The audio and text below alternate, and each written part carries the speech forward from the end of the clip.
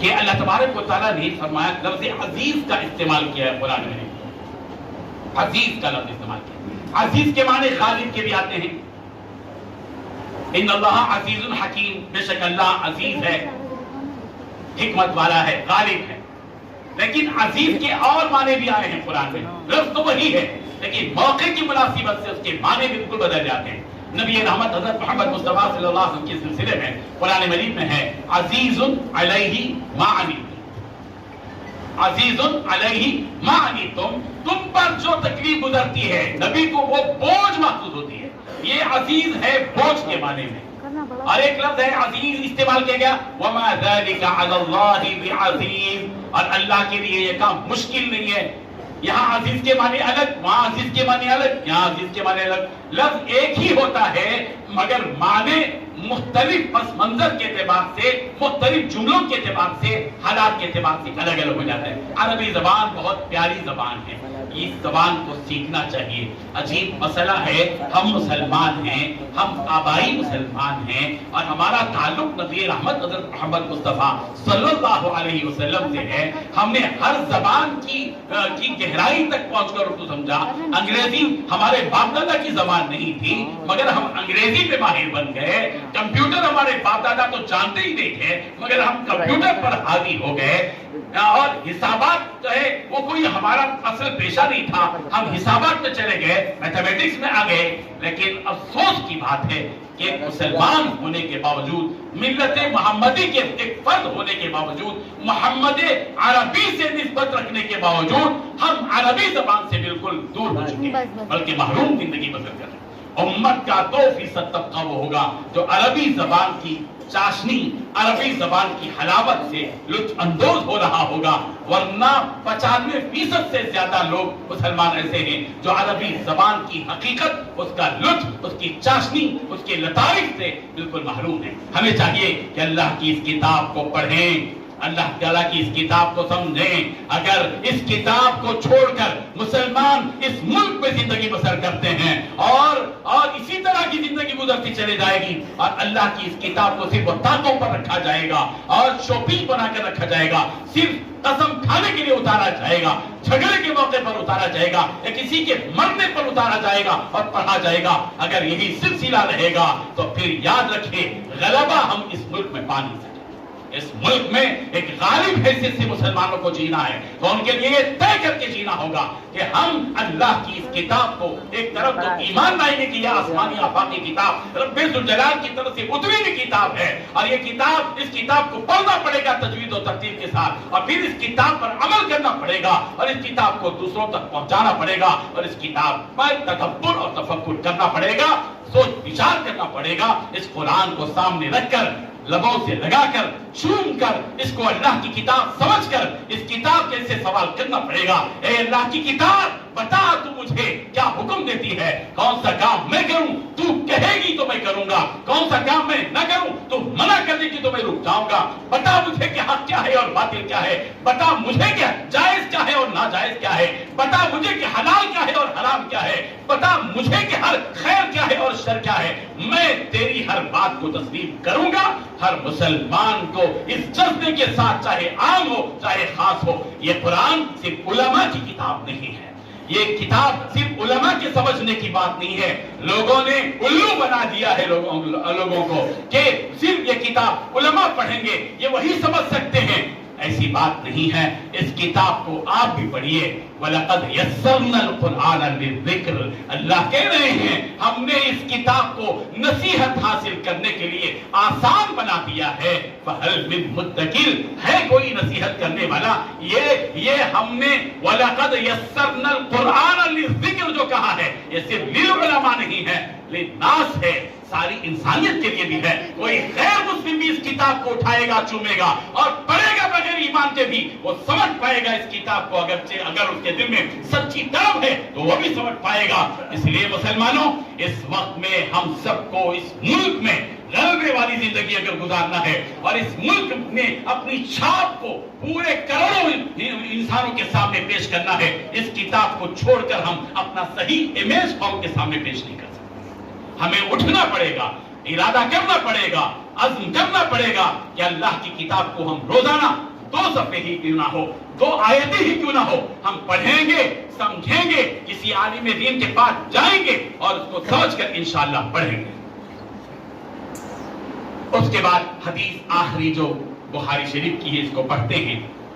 اس حدثنا احمد بن اشکاب قال حدثنا محمد بن فضیل عن عمارة بن القعقاع عن ابي زرعة عن ابي هريرة رضي الله عنه قال النبي صلى الله عليه وسلم كلمتان حبيبتان الى الرحمن خفيفتان على اللسان ثقيلتان في الميزان سبحان الله وبحمده سبحان الله العظيم۔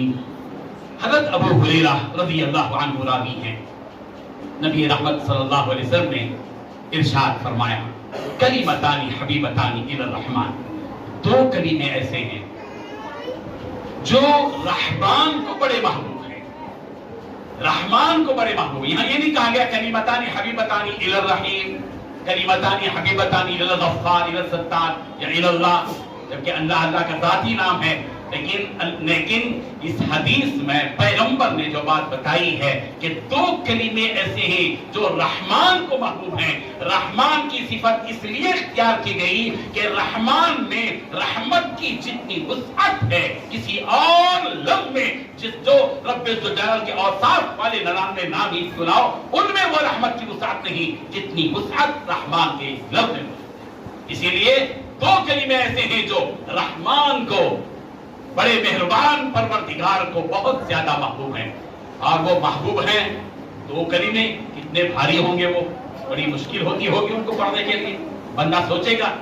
اس لیے تھما دیا گیا کہ اے کمزور بندے تو بڑا کمزور ہے، مشکل الفاظ کو بولنے میں بھی تجھ کو دقت محسوس ہوتی ہے، تو دیکھ جو 2 کلمے ہیں وہ خفیفتان علی اللسان، زبان پر بہت ہی ہلکے ہیں۔ یہاں کلماتان کا لفظ استعمال کیا گیا ہے۔ ایک بات یہ بتائیے، کلمہ کے معنی ہے 1 کلمہ، کلمتان کے معنی ہے 2 کلمے۔ یہاں جو ہے سبحان اللہ و بحمدہ سبحان اللہ العظیم، یہ پورا کلام ہے، لیکن کہہ رہے ہیں 2 کلمے۔ اصل میں کلمتان، کلمہ کا لفظ بعض مرتبہ کلام کے لیے بھی کلمے کا لفظ استعمال کیا جاتا ہے۔ اس کی چھوٹے بچوں والی مثال بھی ہم دے سکتے ہیں۔ بچے کو آپ کیا کہتے ہیں کہ بچے کلمہ پڑھو، اول کلمہ بچہ کیا پڑھتا ہے؟ لا الہ الا اللہ محمد رسول اللہ۔ یہ لا الہ الا اللہ محمد رسول اللہ کیا ہے صاحب؟ کلام ہے یا کلمہ ہے؟ کلام ہے، لیکن بچے کو ہم کیا بول رہے ہیں؟ کلمہ پڑھو۔ جس طرح ہم کہتے ہیں کہ کلمہ، کلام کے لیے کلمہ کا لفظ استعمال کر رہے ہیں، تو یہاں نبی رحمت صلی اللہ علیہ وسلم بھی سبحان اللہ و بحمدہ سبحان اللہ العظیم کے لیے کلمہ کا لفظ استعمال کر رہے ہیں کہ 2 کلمے ایسے ہیں جو رحمان کو بڑے محبوب ہیں، خفیفتان علی اللسان، زبان میں بہت ہی ہلکے، آسانی سے کہے جا سکتے ہیں۔ اس میں ایسے حروف استعمال نہیں کیے گئے جو بہت سختی والے حروف ہیں، حروف میں بھی سختی والے حروف ہیں، بولتے ہیں نا کلمات یہ حروف شدت کہتے ہیں، اجید و قط بقت، یا حروف استعلاء ہوتے ہیں، خص ضغط طل، وہ حروف یہاں نہیں ہیں، 1-2 ہیں، با ہے، دال ہے وغیرہ، لیکن اکثریت نہیں ہے۔ بولی اکثر حکم الکل، اکثریت نہیں ہے، اکثر ایسے حروف استعمال کیے گئے ہیں، حروف ہیں اس میں تسبیح والے کلمات میں کہ جس میں بہت ہی آسان، چھوٹا سا بچہ بھی رٹا دو رٹ لے گا، پڑھ لے گا، اور لیکن بولنے میں بڑے ہلکے، اللہ کو بھی بہت محبوب۔ لیکن جب قیامت کے دن میزان میں تولا جائے گا، امام بخاری علیہ رحمہ نے آخری حدیث لا کر وزن کی طرف، وزن والی حدیث لا کر سارے ایمان والوں کو بتا رہے ہیں کہ تمہیں اپنے اعمال کے وزن کی فکر زندگی بھر رہنی چاہیے، زندگی بھر وزن عمل کی فکر رہنی چاہیے۔ کیا ہوگا دیکھا جائے گا، کچھ نہیں ہوگا، ایسا نہیں ہے۔ جو بھی عمل کرو، جیسے فروٹ خریدے تو اچھا فروٹ خریدتے ہو، گوشت خریدتے ہو قصاب کے سامنے آنکھ لگا کر اچھا گوشت خریدتے ہو، وزندار چیز خریدتے کہ برانڈ، آج کل بولتے ہیں اسٹینڈرڈ کمپنی، برانڈ کمپنی ہو۔ جب دنیا کے اور مادی میدان میں تم برانڈ کو استعمال کرتے ہو، اپنی زندگی میں بھی عمل کرو تو برانڈ عمل کرو، وزنی عمل کرو۔ اللہ تبارک و تعالیٰ سے پکار کر کہو میرے پروردگار میرے سینے کو اس بات کے لیے کھول دیجئے کہ میں وہ کام کروں جس کام میں وزن ہو، میں وہ عمل کروں جب میرا عمل قیامت کی دن تولا جائے گا وہ وزنی اور بھاری۔ یہ فکر دلائی جا رہی ہے ثقیلتان فی میزان، کہ میزان میں بڑا بھاری کیا ہے وہ کلمات، سبحان اللہ و بحمدہ سبحان اللہ العظیم۔ پڑھیے جذبے کے ساتھ، خواتین بھی پڑھیں، طالبات بھی پڑھیں، سامنے والے بھی پڑھیں، میں بھی محتاج ہوں میں بھی پڑھوں، آپ بھی محتاج ہیں آپ بھی پڑھیں، سبحان اللہ و بحمدہ سبحان اللہ العظیم سبحان اللہ و بحمدہ سبحان اللہ العظیم۔ پاک ہے اللہ، سبحان کیا ہے؟ پاک اے بندے ناپاک، پڑھ تو سبحان ہر وقت، اپنے پروردگار کو پاک سمجھ۔ جب اپنے آپ پر تیری نظر ہو اپنے گریبان پر ڈھالے تو تجھے تیرے عیب نظر آئیں، تجھے تیرے گناہ یاد آئیں، تجھے تیری ناپاکی یاد آ جائے، تجھے تیرا اپنا ماضی یاد آ جائے۔ تو منی کا قطرہ ہے، تو منی کے ناپاک قطرے سے پیدا ہوا ہے۔ پاک اگر کوئی ذات ہے تو صرف ایک ذات ہے، وہ سبحان اللہ و بحمدہ سبحان اللہ العظیم۔ بحمدہ تعریف تیری کیا ہے؟ تیری تعریف کیا ہے؟ تعریف تو اس خدا کی جس نے جہاں بنائی، وہ پروردگار جس نے زمین بنائے، آسمان بنائے، چاند اور سورج اور ستارے اور سیارے بنائے، جمادات اور نباتات اور حیوانات بنائے، جس خدا نے سمندر اور پہاڑ بنائے، جس خدا نے انس و جن کو بنایا، وہی وہ خدا ہے جو تعریف کے قابل ہے۔ تعریف بھی اسی کے لیے، باقی بھی اسی کے لیے، اس اللہ کے لیے باقی ہے جو بڑا عظیم ہے۔ ہم عظیم نہیں، ہم کمزور ہیں۔ خلق الانسان ضعیفا، انسان کمزور پیدا کیا گیا ہے۔ اے انسان تو اپنے آپ کو بڑا مت سمجھ۔ یہ سبحان اللہ و بحمدہ سبحان اللہ العظیم ہمارے غرور، ہمارے تکبر کو توڑ کر رکھتا ہے، چکنا چور کر کے رکھ دیتا ہے اور بتاتا ہے یہ ایگو والی زندگی کو ختم کرو۔ کہو یہ ایگو چلا جائے، ایگو سے کچھ نہیں ہونے والا ہے۔ اللہ ان کے درجات کو بلند کرتا ہے جو اپنے آپ کو حقیر اور فقیر سمجھتے ہیں، اور یہی وجہ ہے کہ اللہ تبارک کے من تکبر وضعہ اللہ ومن تواضع رفعہ اللہ، جو عاجزی اختیار کرتا ہے اللہ اس کے مقام کو بلند کرتا ہے، اور جو غرور کرتا ہے اللہ اس کو دبا کے رکھ دیتے ہیں، اس کے نام و نشان کو مٹا دیتے ہیں۔ سب اس سرزمین کی پوری تاریخ رہی ہے جنہوں نے بھی غرور کیا، گھمنڈ کیا، نخوت والی زندگی گزاری، اللہ نے ان کو دبا دیا، ان کے نام کو نیست و نابود کر دیا، ان کا نام و نشان اس دنیا میں باقی نہیں رہا۔ اگر ہم واقعی چاہتے ہیں کہ دنیا میں بھی ہم بڑے رہیں، آخرت میں بھی ہم بڑے رہیں، اللہ کے ہاں ہمارا مقام بلند ہو، ہمیں عاجزی انکساری کو اپنانا ہوگا اور انہی اوصاف کے ساتھ ہم کو رہنا ہوگا۔ بزرگان محترم، ظاہر بات ہے کہ یہ بخاری کا درس تھا اور مجھے یقین ہے کہ میں نے اس کا کوئی حق ادا نہیں کیا، شرمندہ ہوں۔ ہمارے یہاں اکابر علماء ہیں، یہاں ممتاز علماء کرام ہیں، مجھے اندازہ نہیں تھا کہ اتنے بڑے علماء کے سامنے مجھ جیسے انسان کو یہاں بٹھایا جائے گا اور مجھے یہاں پر شرمندہ ہونا پڑے گا۔ پتہ نہیں میں نے کتنی غلطیاں اس میں کی ہوں، مجھے افسوس ہے، میں اصلاح کا طالب بھی ہوں۔ ہمارے بڑے اکابر علماء یہاں موجود ہیں، میں ان کو اپنا بڑا تسلیم کرتا ہوں، اور ان کو بڑا تسلیم کرنے میں بھی میں اپنے لیے عافیت تسلیم کرتا ہوں۔ اللہ تعالیٰ ان کو جزائے خیر دے کہ انہوں نے یہاں تشریف لا کر میری حوصلہ افزائی کی ہے۔ بزرگان محترم، اس وقت میں جو باتیں مجھے آپ سے بیان کرنی ہیں، تھوڑی سی بخاری شریف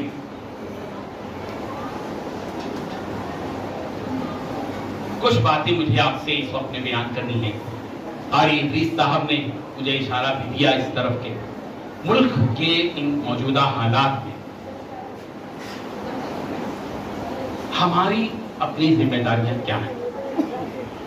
دیکھیے، زندگی دو طرح کی گزرتی ہے۔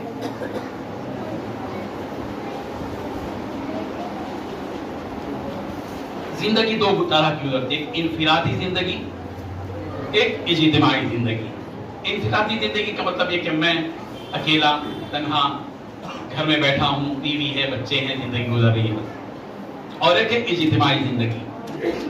اب پیارے پیغمبر صلی اللہ علیہ وسلم کی زندگی بھی دو طرح کی گزری، ایک انفرادی زندگی، ایک اجتماعی زندگی۔ انفرادی زندگی زیادہ تر مکہ مکرمہ میں مکی زندگی گزری، ہجرت سے پہلے والی جو زندگی تھی وہ انفرادی زندگی تھی۔ وہاں حالات ایسے نہیں تھے کہ کوئی اجتماعی نظام قائم ہو، کوئی معاشرت قائم ہو، سب مل جل کر رہیں اور مساوات کا کوئی نظارہ لوگوں کے سامنے آئے، کچھ بھی نہیں تھا وہاں، نہ اخوت تھی، نہ بھائی چارہ، کچھ بھی نہیں۔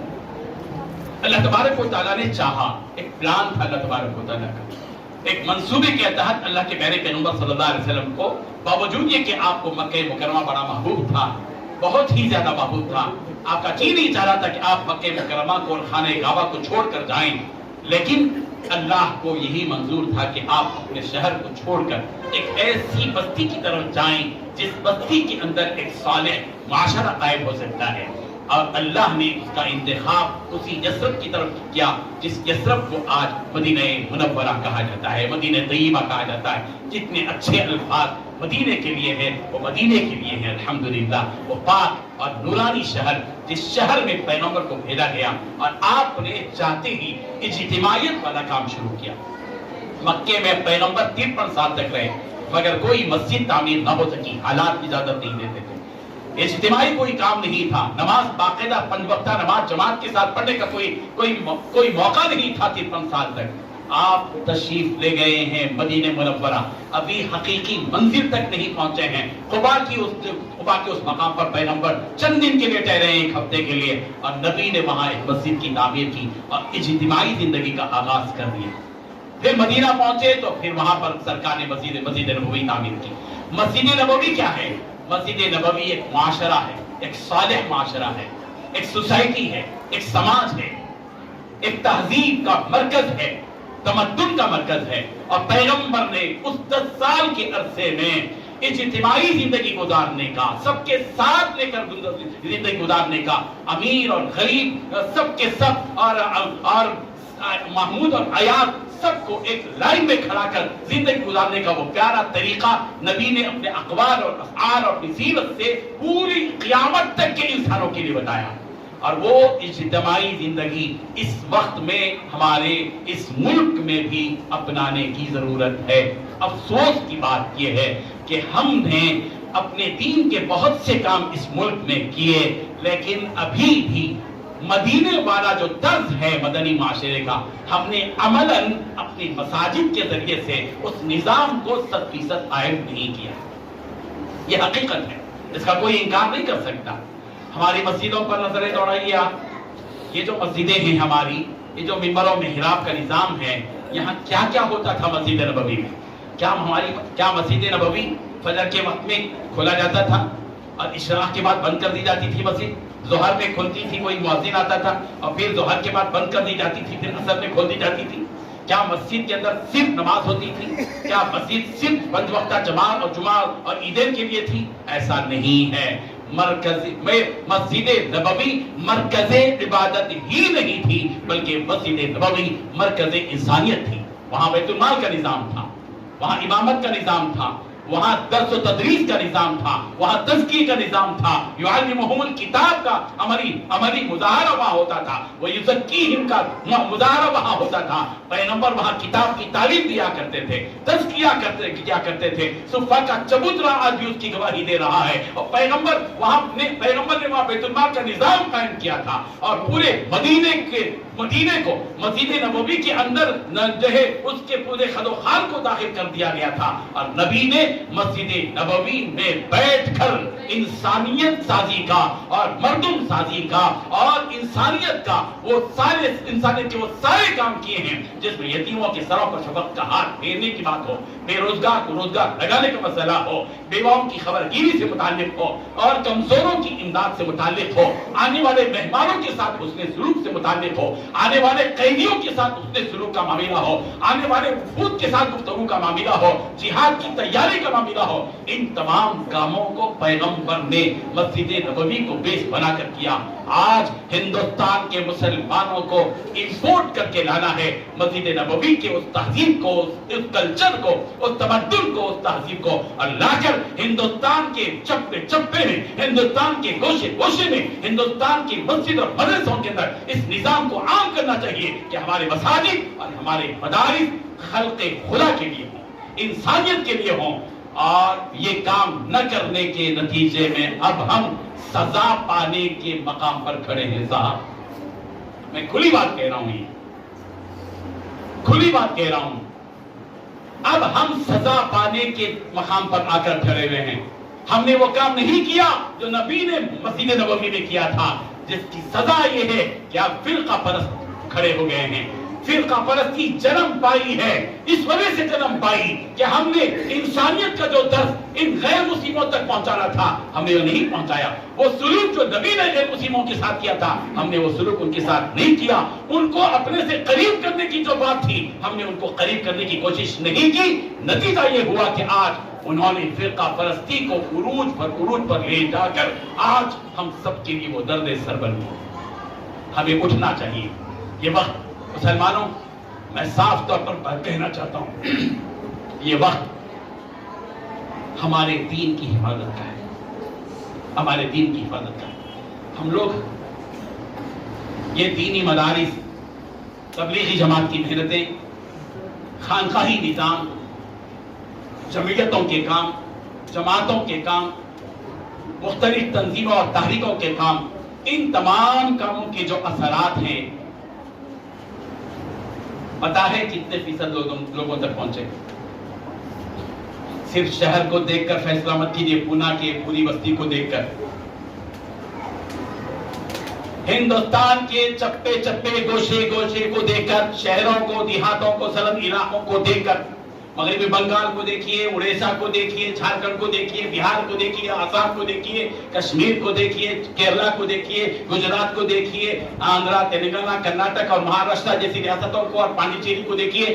الحمدللہ گزشتہ 17 سال سے میں ہندوستان کے ان تمام ریاستوں کے چپے چپے اور گوشے میں جا کر میں نے دیکھا ہے. جہاں میں نے وہاں ان کی غربت دیکھی ہے میں نے وہاں ان کی جہادت اور بے دینی کو دیکھا ہے.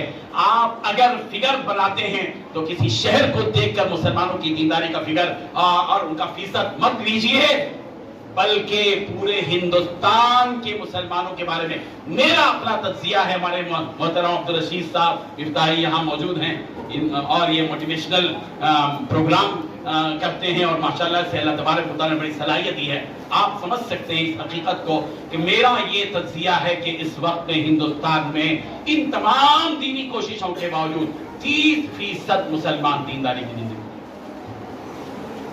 30% مسلمان دینداری کی زندگی. اس کا واضح مطلب یہ ہے کہ نبی نے ہم سے یہ کہا کہ المسلم اخو المسلم مسلمان کا بھائی ہے اور قرآن نے کہا انما المؤمنون اخوہ سارے مومن بھائی بھائی ہیں.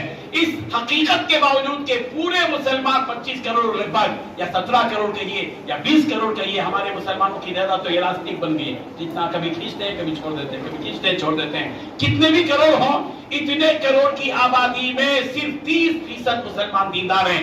70% ہمارے مسلمان بھائی بے دینی کی زندگی گزار رہے ہیں اور ہم خوش ہیں مطمئن ہیں.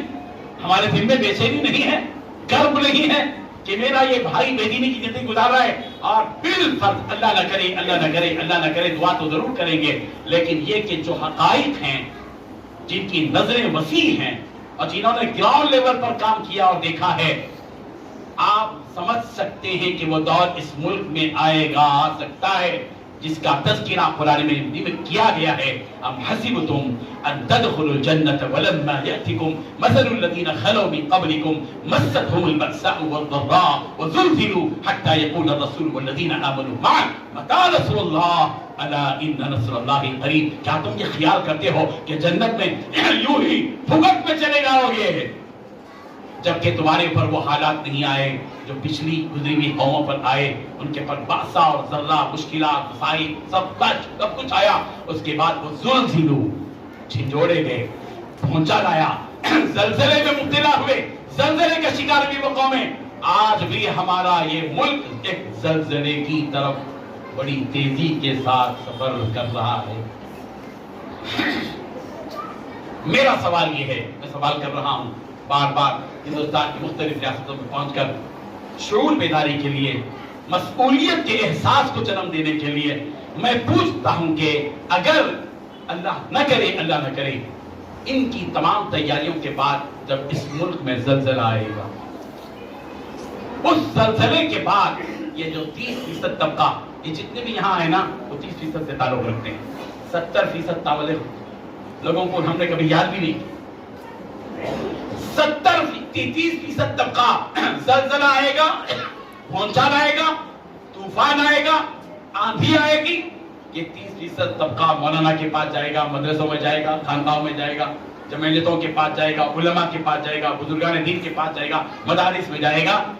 सवाल ये है कि वो 70% तबका कहाँ जाएगा? वो 70% तबका साहब कहाँ जाएगा? वहीं जाएगा जहां 22 तारीख के वक्त में कुछ गए थे। शायद जाएंगे, चले जाएंगे, बहकर चले जाएंगे।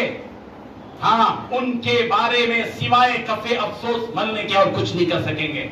अब वक्त है मुसलमानों, यहां जितना तबका बैठा हुआ है, यहां जितना तबका बैठा हुआ है, पैगंबर की उस हदीस को ज़हन में रखे। पैगंबर ने अपनी जिंदगी के आखिरी लम्हे में कहा था, अला फल युबल्लिगु शाहिदुल गाइब। जो हाजिर है वो गायब तक इस हकीकत को पहुंचा दे। हम सब की जिम्मेदारी है, हम एक एतबार से ये शाहिद हैं, ये सामने मौजूद हैं। वो गायब जो 70% तबका है, उस तक हमको दीन का ये पैगाम, उनसे दोस्ती करते हुए, उनके साथ हमदर्दी करते हुए, उनके साथ अद्दीन व नसीहा खैर खाही करते हुए उनके साथ जाना पड़ेगा। नहीं जाएंगे तो फिर इसका मतलब यह है कि हमने अल्लाह से कह दिया है, नो प्रॉब्लम, कोई बात नहीं है, वो जहन्नम में जाने दीजिए। इसका मतलब यही है, इसका मतलब यह है कि हम बेहिस मुसलमान बन चुके हैं, हम बेहिस दीनदार हैं। दीनदार रहने के बावजूद बेहिसी हम पर तारी हुई है। उठ खड़े हो जाओ मुसलमानों। इस वक्त मुसलमानों की हालत क्या है? बिलखुसूस इर्तिदाद की बात कारी इदरीस साहब ने हमसे कही कि इर्तिदाद के बारे में कहा जाए। मैं आपको बताऊं, आप फिगर बताइए। ये जो दीनी मदरसे हैं, छोटे बड़े, दारुल उलूम देवबंद हो, नदवा हो, बदाइल उलूम सहारनपुर हो, दारुल सबीर इरशाद हो, जो भी हो, जामियतुस सालिहात हो, ये जितने हिंदुस्तान के बड़े छोटे मदारिस हैं, इन तमाम मदरसों में पढ़ने वाले बच्चियां और बच्चियां मुसलमानों का कितना फीसद है? 4%। कितने फीसद है? चलिए 5 कर लेते हैं, एक बढ़ा लेते हैं, नफिल फर्ज के साथ एक नफिल को डाल लेते हैं, ठीक है? 5% मुसलमान मदरसों में महफूज हैं, ठीक है? अब आपको मैं बताऊं, 20% मुसलमान बच्चे 6 साल 5 साल से लेकर 20-22 साल तक के बच्चे न स्कूल जाते हैं न मदरसा जाते हैं। होटल की पंचर को जाते हैं, किसी होटल में बर्तन धो लेते हैं, या अम्मा के साथ बर्तन धो जाती है तो पीछे पीछे जाते हैं, खेलकूद में रहते हैं, या मेहनत मजदूर की नहीं करने वाले के साथ जाते हैं। ये 20 हो गए इधर, ये 5 इधर हो गए, 75।